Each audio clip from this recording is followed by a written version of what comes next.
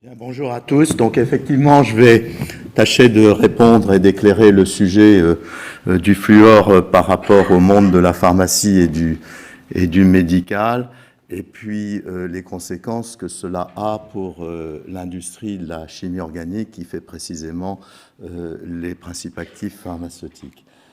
Alors, je reviens sur une première partie qui est très importante. Alors, on a parlé tout à l'heure de la présence du fluor très abondante dans la lithosphère. Ce que je vous présente ici, c'est un tableau en deux colonnes. Sur la gauche, vous avez effectivement la concentration, la quantité de fluor dans la croûte terrestre. Hein. Vous voyez qu'il est à la 13e place, qu'on a dit tout à l'heure. Mais d'une manière très intéressante, si vous rajoutez l'hydrosphère et l'atmosphère, dans le cas du fluor, c'est surtout l'hydrosphère qui est importante, on voit que le fluor chute dans le classement. Et pourquoi? Parce qu'il est en compétition pour cette catégorie hydrosphère en particulier, avec d'autres atomes dont les ions sont extrêmement solubles dans l'eau. Et en particulier, vous voyez que le chlore qui est à la 19e place, quand on prend en compte le sel marin qui est dissous, vous arrivez à la 11e place. Et si vous prenez les carbonates, où donc là, il y a du carbone, là, vous voyez aussi que la quantité de carbonate dissous dans la mer et du CO2 présent dans l'atmosphère permettent au carbone de remonter quasiment à la place du fluor. Alors ça, c'est une conclusion scientifique que l'on peut tirer tout de suite, c'est que le fluor appartient strictement au domaine du minéral. Il est géologiquement abondant, mais de par cette insolubilité, il est biologiquement inexistant. Et ça, c'est fondamental pour comprendre tous les soucis et les avantages qu'on a avec le fluor. Alors, deuxième élément sur le fluor dans l'eau, on en a parlé tout à l'heure. Le fluor dans l'eau est une question de santé publique. C'est-à-dire que vous avez des normes qui sont en France de 1,5 mg par litre d'eau. Il faut savoir que si vous n'avez pas 0,3 mg de fluor dans l'eau, vous n'êtes pas protégé contre les caries. C'est pour ça que s'est développé à l'échelle mondiale les dentifrices au fluor. Et pourquoi? Et ça, c'est une propriété absolument critique du fluor, c'est qui a été évoqué auparavant, il renforce la solidité des minéraux. Et dans la dent, il y a un minéral extrêmement important, qui est l'apatite, qui compose l'émail. L'apatite commence à se dissoudre à un pH de 5,5. Si vous substituez la fonction OH hydroxyle de l'apatite par un fluor, vous gagnez un log de résistance à l'acidité, c'est-à-dire qu'à 4,5, votre émail commence seulement à se dissoudre. Et ça, ce n'est pas neutre parce que ça correspond aux acidités générées par les bactéries bucco-dentaires. Alors, à contrario, le fluor et le fluorure est aussi toxique. Et vous voyez, il y a des normes de 1,5 qui ne sont pas milligrammes par litre, qui ne sont pas données par hasard. On considère qu'à des taux supérieurs à 1,5 mg par litre d'eau, vous perturbez la minéralisation des dents des enfants. Mais surtout, pour les adultes, avec une exposition longue à plus de 4 mg par litre, vous créez ce qu'on appelle des fluoroses osseuses, c'est-à-dire que vous fragilisez les os, vous calcifiez les ligaments, et donc vous avez des accidents osseux et articulaires. Alors, il y a des os qui sont naturellement chargés en fluor. La plus connue, certainement chez nous, c'est la badoie, avec 1,2 mg de fluorure dans l'eau. Et pourquoi y a-t-il des fluorures dans des os et pas d'autres? Eh bien, il faut deux conditions. Il faut qu'elles soient de sources qui contiennent des minéraux riches en fluor. En général, c'est la fluorite et l'emica biotite. Et surtout, il faut que ces eaux soient acides, donc qu'elles soient chargées en CO2. Si vous avez ces deux conditions, vous chargez votre eau minérale en fluorure. Et dans certains cas, c'est bon pour les dents, comme la badoie. Je ne fais pas de la pub pour la badoie, c'est un fait scientifique. Et dans d'autres cas, vous avez des eaux minérales qui sont au-dessus des 1,5 qu'il ne faut pas donner aux enfants, voire qui ne sont jamais commercialisés au-dessus de 4. Donc voilà pour un premier aspect médical du fluor. Alors sur le fluor, on en a déjà parlé. Le fluor est très électronégatif, proche de 4 sur l'échelle de Pauling. C'est sa capacité du noyau à attirer les électrons. Et il a deux conséquences là-dessus. C'est que le fluor est un petit atome par rapport à la même ligne du tableau de Mendeleïev. Et surtout, ce qui est important, vous voyez, il a un rayon de 57. Et de tous les autres atomes, c'est celui qui a le rayon le plus proche d'un atome d'hydrogène. Et ça veut dire que dans la vie, un fluor proche de l'hydrogène, dans tous les éléments organiques, le fluor passe bien parce qu'il n'est pas gros. Et c'est un point important dans ces aspects d'utilisation médicale. La deuxième chose qui est importante et dont on a parlé, c'est que la liaison, à cause de cette électronégativité, CF est l'une des liaisons les plus fortes.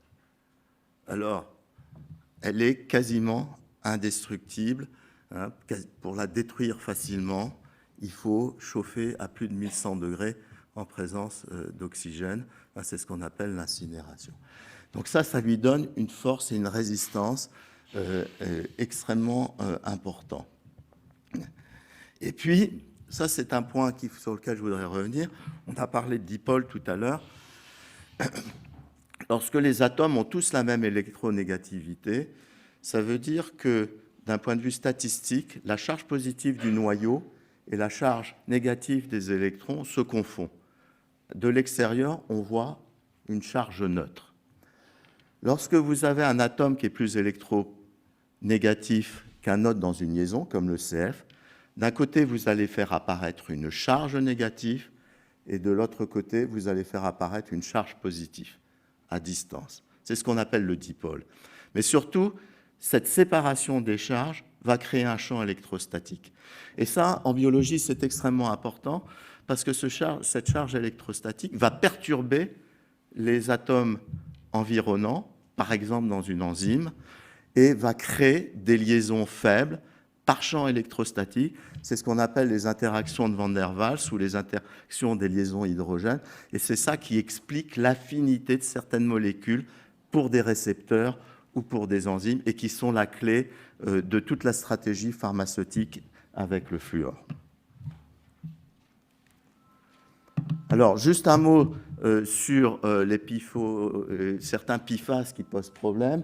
Effectivement, on l'a dit, les PFOA et les PFOS sont en voie d'abolition. Pour les PFOA, on a trouvé une solution pour fabriquer le téflon, on s'en passe, je ne reviens pas là-dessus. Sur les PFOS, c'est un peu plus compliqué. Comment ça marche? C'est simple, c'est-à-dire que quand vous regardez la molécule, vous avez la partie verte, qui est la partie perfluorée à 8 carbone, on en a parlé, qui est extrêmement hydrophobe, et donc lipophile. Et puis de l'autre côté, vous avez une fonction sulfonate qui, elle, adore l'eau, très hydrophile, et donc lipophobe. Et qu'est-ce qui se passe quand on le met dans l'eau? Ça se mélange très bien, c'est le principe des mousses d'extinction, ça baisse la densité. Donc qu'est-ce qui se passe quand vous le projetez sur un feu, par exemple, de solvant ou de kérosène? Immédiatement, vous faites un film qui va à la surface du kérosène, parce que c'est plus léger, et qui crée une barrière étanche entre l'oxygène et le carburant. On éteint immédiatement l'incendie. C'est pour ça qu'il est devenu populaire. Et aujourd'hui, pourquoi les homologations prennent du temps? Parce que pour 5% des incendies, les substituants qu'on a aujourd'hui ne sont pas efficaces. Donc vous avez au niveau des assurances un gros enjeu de validation, de dire est-ce qu'on accepte des produits qui ne sont pas totalement aussi efficaces que les précédents et qui risquent de conduire à des sinistres majeurs. C'est une des problématiques dont on n'a pas parlé tout à l'heure et qui est essentielle dans le cas des PFOS. Alors, ils sont toxiques, et là, on va revenir à la biologie. Hein. D'abord, parce qu'ils se lient aux protéines du sang, hein, et en particulier à l'albumine. Donc, ils sont véhiculés dans tout l'organisme, à travers le sang. Et comme ils sont avec des liaisons CF très fortes, ils ne se détruisent pas. Le métabolisme est incapable de le détruire. Mais en revanche, ils ont des affinités pour certains récepteurs, et en particulier les récepteurs de régulation du métabolisme des lipides, hein, ce qu'on appelle les PPAR alpha.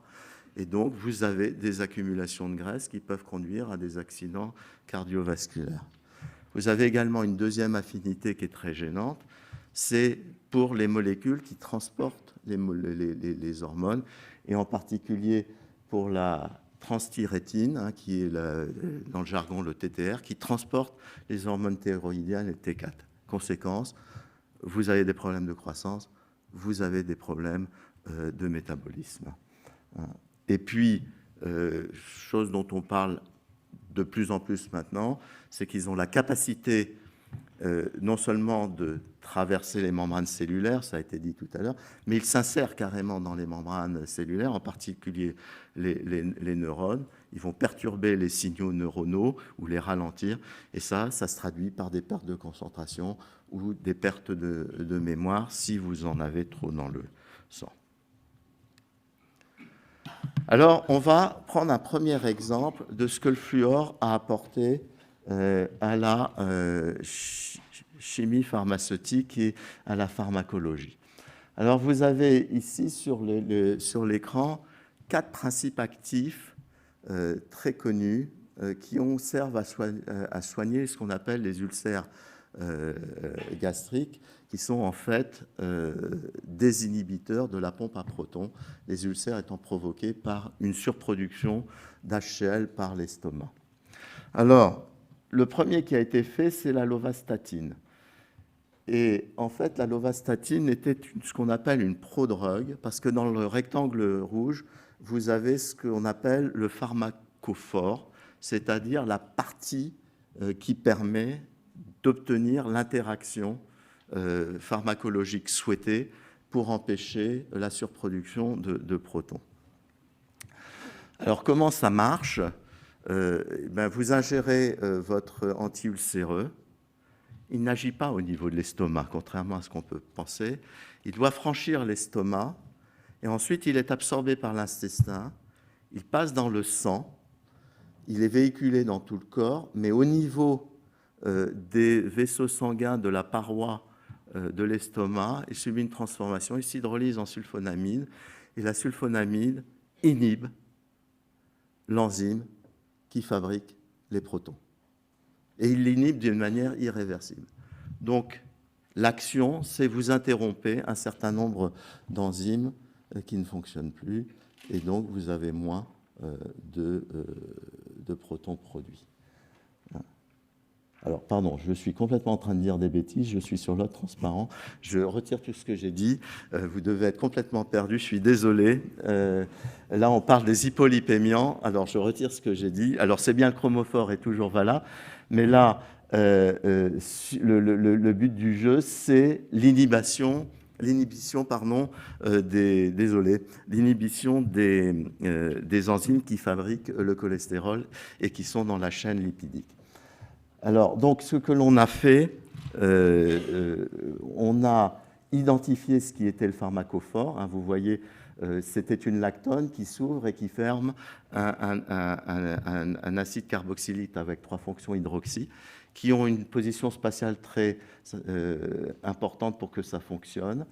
Et donc, le premier médicament qui a été fait en 1991, c'est la pravastatine. Et celui-là était assez peu efficace, il fallait des dosages élevés. Et donc, on a commencé à modifier en introduisant un fluor. Vous le voyez, c'est l'atorvastatine en 1997. Et là, on a créé une fonction fluorophényle à 2 particularités, ce qu'on a déjà dit. elle franchit les barrières cellulaires, donc meilleure biodisponibilité, et surtout, elle crée un champ dipolaire, ce qui permettait à la molécule de s'ancrer plus fortement dans le site actif de l'enzyme et donc de l'inhiber. Et ensuite, on a constaté que cette biodisponibilité améliorée avait des effets secondaires fâcheux. C'est-à-dire que ce n'est pas sélectif, cette capacité à franchir les membranes cellulaires, et donc les statines s'accumulaient dans les muscles en particulier, et créaient ce qu'on appelle des myalgies par accumulation, donc des douleurs musculaires et des dysfonctionnements, dans les cas les plus aigus, de certains muscles. Et pour obtenir une sélectivité, l'invention qui a été extrêmement géniale, ça a été de rajouter une fonction sulfonate qui est extrêmement hydrophile et qui fait que la molécule ne pouvait plus passer les membranes cellulaires. Elle gardait le fluorophényl pour l'interaction avec le site enzymatique à bloquer forte, mais pour rentrer dans les cellules, il lui fallait un transporteur. Et ce transporteur, c'est un transporteur très spécifique qu'on appelle l'OATB1B1, qui est très abondant sur les cellules hépatiques. Donc on a créé la sélectivité et on a donc conservé les deux avantages, celui du fluor et celui d'une spécificité apportée par un groupement hydrophile spécifique d'un transporteur des cellules. La conséquence, c'est que la rosuvastatine reste aujourd'hui le médicament de référence qui s'appelle le Crestor. Il est 2 fois moins dosé et il a une réduction des myalgies très importante qui est décisive parce que ces anti-cholestérol ou ces antilipides sont pris à vie. Alors, dans le domaine médical, on voit qu'il y a énormément d'utilisations. Certaines ont été évoquées. Alors, je voudrais revenir sur quelques applications.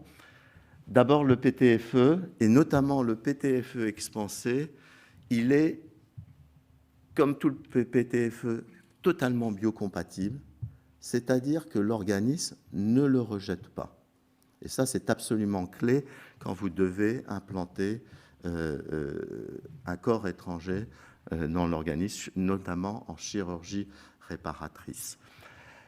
L'expansé a une autre particularité, c'est qu'il présente des pores étant biocompatibles qui permettent une fusion durable entre les tissus et le corps inséré dans les tissus. Donc ça, c'est la grande force du PTFE expansé qui aujourd'hui est irremplaçable. Alors, on va le trouver dans beaucoup de choses, et notamment donc, les dispositifs implantables, mais aussi tous les cathéters et toute la tubulure. Et en particulier, lorsque vous mettez des pontages, ce que vous redoutez le plus, c'est bien sûr le rejet, mais également la thrombose. Et à cause de sa biocompatibilité, il a une propriété unique, c'est qu'il ne provoque pas de thrombose. Et puis on en a parlé, il a une durabilité. Il est évident que quand on fait un pontage, et on parlera aussi des valves cardiaques plus tard, on a envie que ce soit à vie. On n'a pas envie de repasser sur le billard pour se faire ouvrir le cœur tous les ans. Alors il y a aussi un autre élément qui est important, on l'a dit tout à l'heure, ces polymères, c'est toujours des polymères et des PFAS dans les dispositifs médicaux. Ces polymères sont très résistants, ce qui permet de faire des éléments durables qu'on peut nettoyer facilement, qu'on peut mettre au rayon gamma et qu'on peut réutiliser avec un très peu d'impact sur le cycle, la durée du cycle de vie des éléments. Donc le PTFE et tous les polymères polyfluorés ont permis un usage sécurisé et durable de certains certains dispositifs médicaux. Alors maintenant, est-ce que tout cela, je voudrais un petit peu aller un peu à contre-courant de certaines conclusions qui sont faites, est-ce que c'est les seules solutions? Est-ce qu'il n'y a pas est-ce qu'on va être dans des applications irremplaçables? La réponse est en partie oui, mais seulement en partie, et au fil du temps, on peut s'attendre que ça se réduise de plus en plus, mais ce sera symptomatique. Alors, je reviens à ce que j'avais commencé à dire tout à l'heure, je suis désolé, sur les anti-ulcéreux. Donc, le lansoprazole, je vous en ai parlé tout à l'heure, indirectement. Le lansoprazole, c'est un anti-ulcéreux, inhibiteur de pompe à proton dernière génération. Et vous voyez, il a quelque chose de très particulier, il est complètement sur la gauche, il a un groupement CF3. Le groupement CF3 a pour vertu double de permettre de franchir la barrière de l'estomac avec un minimum de destruction, parce qu'on est en milieu très acide, mais les acides sont dans la phase aqueuse. Donc ce groupement lipophile permet de le sortir de l'eau, et donc de l'acidité, et d'autre part, il protège la molécule parce qu'il est très difficile à cliver. Et une fois qu'il a franchi l'estomac, le CF3 va très facilement dans le sang pour aller, entre guillemets, tuer les enzymes qui fabriquent les protons. Alors, pendant des décennies, on a cru qu'on avait la solution ultime pour traiter les problèmes d'ulcères gastriques. Ce n'est pas le cas. On a eu dans les années 2000 une découverte importante, c'est après les prazoles, les prasans. Donc vous voyez, c'est une structure. Le premier qui a été mis sur le marché en 2015, c'est le vonaprazan. Il a une structure tout à fait différente. Et c'est ça qui est fondamental, c'est que pour substituer les médicaments qui ont du fluor, ça c'est la conclusion que vous devez retenir, dans la plupart du temps, il faut trouver un autre mécanisme d'action pour le même effet thérapeutique. Alors comment celui-là marche? Eh bien, c'est tout simplement, vous voyez, il y a une fonction amine, et dans l'estomac, elle est protonée, donc vous faites ce qu'on appelle en chimie un ammonium, et l'ammonium a un peu la taille, un petit peu plus gros, mais à peu près la taille d'un ion potassium. Et l'ion potassium est critique pour faire fonctionner ce qu'on appelle les pompes à protons. C'est en fait, il y a une enzyme qui échange le potassium contre un proton. Donc, si vous empêchez le potassium de rentrer, vous ne fabriquez pas de protons. Et donc, le vonaprazan, par son fonction ammonium, va se coller là où le potassium est censé rentrer et va boucher l'entrée. Et donc, vous avez un mécanisme immédiat, et c'est ce qui a justifié le développement coûteux de cette nouvelle classe d'anti-ulcéreux, c'est qu'ils ont un bénéfice immédiat, ils ne doivent pas passer par le sang, donc ils sont en action rapide. Contrairement à la classe des prazoles, ils n'inhibent pas irréversiblement l'enzyme en la bloquant, ils bouchent l'accès réversiblement des protons, et surtout, ils ont une indication thérapeutique qui était insatisfaite, qui s'appelle le reflux gastro-œsophagien, qui est immédiatement traité. Et c'est ça le moteur. Alors vous me direz, il y a toujours du fluor dans le vonoprazan. Eh bien, est apparu l'année dernière un petit dernier en Corée qui s'appelle le zastaprazan, qui lui, comme vous ne le voyez pas, en a pas. Alors, quelle a été la stratégie? La stratégie a été de trouver une structure moléculaire un peu plus sophistiquée que le vonoprazan qui permet de mieux interagir avec tout l'environnement du site récepteur du potassium et donc de boucher encore plus efficacement. Alors vous me direz, pourquoi on ne fait pas ça pour tous les autres? Le mécanisme, vous prenez le médicament, il arrive directement dans l'estomac. En fait, il a une action immédiate. Mais la plupart des médicaments n'interagissent pas au niveau seulement de l'estomac. Ils doivent passer dans le corps, par les fluides du corps, le sang, la lymphe, et aller jusqu'à leurs récepteurs. Et l'absence de fluor rend ces médicaments extrêmement biodégradables par le métabolisme. Donc ce n'est pas si facile que ça de remplacer le fluor. Là, on a un cas d'école où l'action est immédiate après l'ingestion, et donc, je dirais, une fois qu'il est collé à la paroi des récepteurs des pompes, des potassiums pour les pompes à protons, il marche, mais c'est vraiment un cas d'école qu'on ne peut pas généraliser. Alors, dans le domaine des dispositifs médicaux, là, on a fait beaucoup plus de progrès. Et là, la franchise m'oblige à dire que tous les progrès ont été faits, non pas parce qu'on ne voulait pas du fluor et des PFAS, c'est très récent cette prise en compte, mais tout simplement parce qu'il y a des matériaux qui font mieux que le fluor. Alors celui qui est très connu, hein, c'est par exemple le polyéthylène à ultra haut poids moléculaire. Il est extrêmement résistant à l'abrasion, beaucoup plus que les PTFE. Donc il est devenu le polymère de choix pour tous les problèmes de ménisque et de certaines pertes de la calotte des articulations.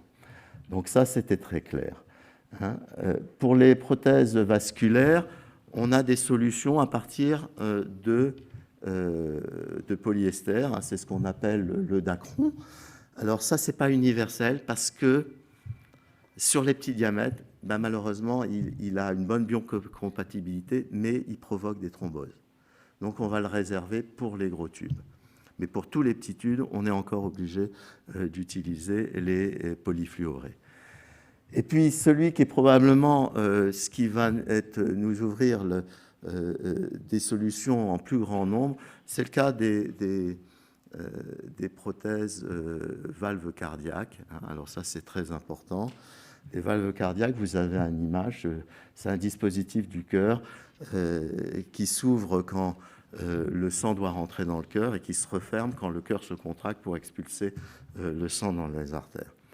Alors c'est un vrai challenge. Hein. Si vous voulez que ça dure 20 ans, pour éviter la multiplication des opérations, il faut que ça fonctionne 1 milliard de fois. Je ferai le calcul. 1 milliard de fois. Je ne sais pas si vous voyez. Donc ça veut dire qu'il ne faut pas que ça flue, il ne faut pas que ça se calcifie, il ne faut pas que ça crée des thromboses, il faut que ça garde son élasticité. Et aujourd'hui, la meilleure solution en développement, c'est un composé de 2 matériaux, hein, ce qu'on appelle le CIPS, les styrène, isobutène, styrène, qui sont des polymères extrêmement plastiques, et puis le PTFE, qui va permettre de faire un revêtement pour la biocompatibilité, éviter les thromboses, et qui va donner de la rigidité pour éviter qu'au fil du temps, ça flue. Et donc ça, le PTFE va garder une place, surtout quand on veut que ça dure longtemps dans l'organisme. Alors, pour faire tous ces, en chimie organique, pour faire tous ces principes actifs, nous avons évidemment tout un arsenal. Alors, le fluor F2 hein, est un gaz extrêmement dangereux. On l'utilise plus pour faire de la chimie organique. On utilise encore beaucoup le HF, qui n'est pas terrible non plus, on en reparlera. Et puis, on a soit, effectivement, le chimiste pharmaceutique va utiliser ce qu'on appelle des morceaux de molécules qui ont déjà les fluors, mais ça veut dire qu'on a reporté le problème sur l'industrie chimique en amont. Et ça, c'est en particulier le problème du trifluoroacétique acide, hein, le TFA, très connu, qui sert à mettre les groupements CF3. Mais on a aussi tout un ensemble de réactifs plus ou moins sophistiqués qui procèdent par voie radicalaire ou par substitution. Et ce qu'on regarde beaucoup, et ça, c'est un impact très important, c'est ce qu'on appelle le PMI, Process Mass Intensification, c'est-à-dire, grosso modo, pour faire 1 kilo de mon principe actif, combien de kilos d'atomes je rentre dans mon usine pour y arriver. Et vous voyez que ces PMI sont extrêmement élevés. Hein. Alors, pour les solutions industrielles de gros volume, on est quand même sur des PMI de 20 à 50, mais sur des molécules sophistiquées, on va dépasser des PMI 200 avec ce type de stratégie de synthèse. Et plus vous allez introduire le fluor tardivement dans la synthèse du principe actif, plus vous allez avoir un PMI épouvantable. Donc ça, c'est vraiment quelque chose qui est très insatisfaisant et sur lequel on a énormément de progrès à faire, et ces progrès sont certainement possibles. Et en particulier, pour s'en inspirer, on en a parlé tout à l'heure, la fluorinase est probablement une référence très intéressante pour les chimistes organisiens. Alors on l'a dit, je rappelle la réaction, c'est une réaction de substitution avec un ion fluorure de ce qu'on appelle en fonction, vous voyez le S+, à gauche de l'écran, c'est un sulfonium, c'est un groupe martan, on fait une substitution pour faire le dérivé fluoré correspondant. Le fluor a substitué le sulfonium, le S+. Alors, il y a une particularité dont on n'a pas encore parlé, c'est que l'électropositivité du fluor fait que c'est un anion tout à fait particulier. Il est super solvaté par l'eau. L'énergie de solvatation de l'eau est une des plus élevées pour un anion de ce type. On est à peu près à 465 kJ par mol. Et donc, quelle est la stratégie de cette enzyme? D'abord, elle fait rentrer le fluor, et que vous voyez sur la gauche dans le schéma du bas. Il rentre en premier dans la cavité, et c'est une cavité qui est extrêmement riche en fonctions OH. Donc, compte tenu de l'exiguïté, les fonctions OH des sérines, de ces acides aminés clés du site actif de l'enzyme, vont substituer les molécules d'eau. Alors, vous allez avoir l'eau qui tourne encore autour, donc ce n'est pas satisfaisant. Il va se passer une deuxième chose absolument extraordinaire, c'est quand le substrat sulfonium rentre, il rentre comme un piston, et donc lui aussi, il va créer énormément d'interactions avec toujours ces interaction faible, ces liaisons hydrogènes, avec la cavité de l'enzyme, les acides aminés de la cavité de l'enzyme, et cette énergie qui va être dégagée va permettre d'expulser l'eau.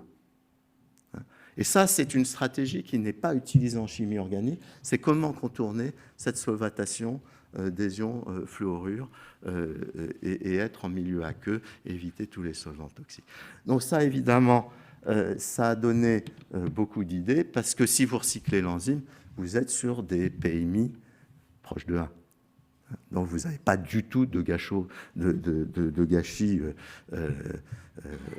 d'atomes. Alors bon, les biologistes me feront remarquer que les substrats sont quand même un peu sophistiqués à la fin pour faire du fluoroacétique ou de la fluorotréonine, mais néanmoins, il y a quand même une idée scientifique extrêmement bonne. Alors, en conclusion, qu'est-ce que je voulais vous passer comme message? C'est qu'il y a des solutions, mais il n'y aura pas toutes les solutions possibles. Et en particulier, on travaille beaucoup aujourd'hui sur les évolutions dirigées des enzymes. On s'est inspiré de ces enzymes fluorinases pour trouver d'autres mécanismes catalytiques. Et puis, mais je ne vais pas en dire plus, on a également, et ça je l'ai qualifié, vous voyez, de rupture technologique, on a de la mécanochimie, mais comme le professeur Gouverneur fait une présentation là-dessus, je ne vais pas en dire plus, mais ça c'est absolument révolutionnaire si on en fait un procédé industriel. Donc on peut encore substituer et on doit encore substituer. Et puis un élément qui est absolument clé, il faut se dire que le fluor est utile et les composés fluorés sont utilisés, et ce dont on n'a pas bien ce qu'on n'avait pas pris en compte jusqu'à une date récente, c'est tout ce qui touche à la collecte de ces produits, leur recyclage, leur destruction, sachant que de toute manière, si à la fin on fait du fluorure de calcium, on a créé un élément inerte et on a rendu à la nature le fluor. Voilà, merci beaucoup de votre attention. Merci à vous.